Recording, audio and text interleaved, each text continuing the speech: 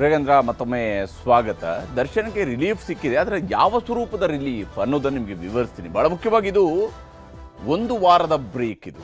ಯಾಕಂದರೆ ಜೈಲಲ್ಲಿರುವಂಥ ನಟ ದರ್ಶನ್ಗೆ ಒಂದು ವಾರದ ಸಣ್ಣ ರಿಲೀಫ್ ಅನ್ನು ಈಗ ಕೋರ್ಟ್ ಕೊಟ್ಟಿದೆ. ಆಗಸ್ಟ್ 18ರವರೆಗೂ ಪ್ರದೋಷ್ ಹೇಳಿಕೆಯನ್ನು ದಾಖಲಿಸುವಂತಿಲ್ಲ. ದರ್ಶನ್ ಪರ ವಕೀಲ ಹಷ್ಮತ್ ಪಾಷಾ ಮನವಿಗೆ ಸ್ಪಂದನೆಯನ್ನ ಕೋರ್ಟ್ ಮಾಡಿದೆ. ಆಗಸ್ಟ್ 18ರ ನಂತರ ಪ್ರದೋಷ್ ಹೇಳಿಕೆಯನ್ನು ದಾಖಲಿಸುವ ಸಾಧ್ಯತೆ ಇದ್ದೇ ಇದೆ. ಪರಪ್ಪನ ಅಗ್ರಹಾರದಲ್ಲಿ ಪ್ರದೋಷ್ಗೆ ಸೂಕ್ತ ಭದ್ರತೆಯನ್ನು ಒದಗಿಸುವ ಕೆಲಸವನ್ನ ಈಗ ಪೊಲೀಸರು ಮಾಡಬೇಕಾಗತ್ತೆ, ಜೈಲಧಿಕಾರಿಗಳು ಮಾಡಬೇಕಾಗತ್ತೆ. ಪ್ರದೋಷ್ಗೆ ಪ್ರತ್ಯೇಕ ವಿಡಿಯೋ ಕಾನ್ಫರೆನ್ಸ್ ಮೂಲಕ ಹಾಜರಿಗೆ ಸೂಚನೆಯನ್ನ ನೀಡಲಾಗಿದೆ. ಅವರು ಪ್ರದೋಷ್ ಇನ್ನು ಮುಂದೆ ದರ್ಶನ್ ಜೊತೆಗೆ ವಿಡಿಯೋ ಕಾನ್ಫರೆನ್ಸ್ ಅಲ್ಲಿ ಹಾಜರಾಗಬೇಕಾಗಿಲ್ಲ. ಇಲ್ಲಿ ದಿವಾಕರ್ ಅವರು ಅರ್ಜಿಯ ವಿಚಾರಣೆಯ ಸಂದರ್ಭದಲ್ಲಿ ಪ್ರದೋಷ್ ಪರವಾಗಿ ವಾದ ಮಂಡಿಸಿದ್ದಾರೆ. ಪ್ರದೋಷ್ ಅಪ್ರೂವರ್ ಆಗೋದಕ್ಕೆ ಬಯಸಿದ್ದಾರೆ. ಪ್ರದೋಷ್ ಅವರು ಅಪ್ರೂವರ್ ಆಗೋದಕ್ಕೆ ಬಯಸಿದ್ದು ಅವರ ಹೇಳಿಕೆಯನ್ನು ಕೋರ್ಟ್ ಪಡಿಬೇಕು ಅನ್ನೋದನ್ನ ಮನವಿ ಮಾಡಿದ್ರು. ಮತ್ತು ಪ್ರಕರಣದಲ್ಲಿ 3 ಬೇರೆ ಬೇರೆ ಆಯಾಮಗಳು ಕೂಡ ಇದ್ದಾವೆ.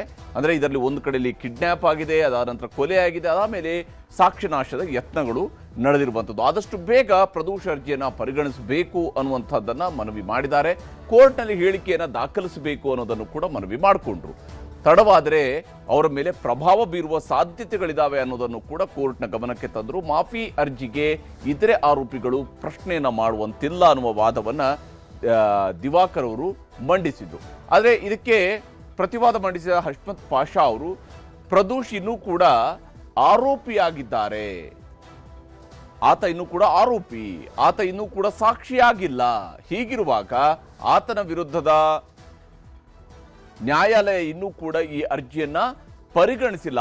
ಆತ ಹಾಕಿರುವಂತಹ ಅರ್ಜಿಯನ್ನ ಅಂಗೀಕಾರ ಮಾಡಿಲ್ಲ, ಅದನ್ನು ಪರಿಗಣಿಸಿಲ್ಲ. ಹೈಕೋರ್ಟ್ನಲ್ಲಿ ಪ್ರಶ್ನಿಸೋದಕ್ಕೂ ಕೂಡ ಅವಕಾಶ ನಮಗೆ ಇದ್ದೇ ಇದೆ. ಹೀಗಾಗಿ ಆದೇಶ ಎತ್ತಿ ಹಿಡಿದ್ರೆ ಪ್ರಕ್ರಿಯೆಯನ್ನು ನೀವು ಮುಂದುವರಿಸಿ ಅಂತ ಹೇಳ್ತಾನೆ ಅವರು ತಕ್ಷಣಕ್ಕೆ ಪ್ರದೋಷ್ ಹೇಳಿಕೆಯನ್ನು ದಾಖಲಿಸಬಾರದು ಅನ್ನುವಂತಹ ಮನವಿಯನ್ನು ಮಾಡಿದ್ರು. ಪ್ರದೋಷ್ ಹೇಳಿಕೆ ದಾಖಲಿಸೋದಕ್ಕಿಂತ ಮುಂಚಿತವಾಗಿ ಒಂದು ಬ್ರೀತಿಂಗ್ ಟೈಮ್ ಆದರೂ ನಮಗೆ ಕೊಡಿ, ನೀವು ಇಷ್ಟು ತರಾತುರಿಯಲ್ಲಿ ಇದನ್ನ ನಡೆಸಿದ್ರೆ ಹೇಗೆ ಅನ್ನುವಂಥ ಪ್ರಶ್ನೆಯನ್ನು ಮಾಡಿದ್ರು. ಹೀಗಾಗಿನೇ ಕೋರ್ಟ್ 1 ವಾರಗಳ ತಾತ್ಕಾಲಿಕವಾಗಿ 1 ವಾರಗಳ ರಿಲೀಫ್ ಅನ್ನು ಕೊಟ್ಟಿದೆ. 1 ವಾರಗಳ ನಂತರ ನಾವು ಹೇಳಿಕೆಯನ್ನು ದಾಖಲಿಸುವ ಪ್ರಕ್ರಿಯೆಯನ್ನು ಮಾಡಬಹುದು ಅನ್ನೋದನ್ನ ಕೋರ್ಟ್ ಕೂಡ ಹೇಳಿದೆ. ಹೀಗಾಗಿ ಸದ್ಯಕ್ಕೆ 18ರವರೆಗೆ ಆತನ ಹೇಳಿಕೆಯನ್ನು ದಾಖಲಿಸುವಂತಿಲ್ಲ ಅನ್ನುವಂಥ ಆದೇಶ ಕೋರ್ಟ್ನಿಂದ ಹೊರಬಿಟ್ಟಿರುವಂಥದ್ದು. ಇದಾಗಿತ್ತು ಉತ್ತರ ಪಂಚಾಯಿತಿ. ನಮಸ್ಕಾರ.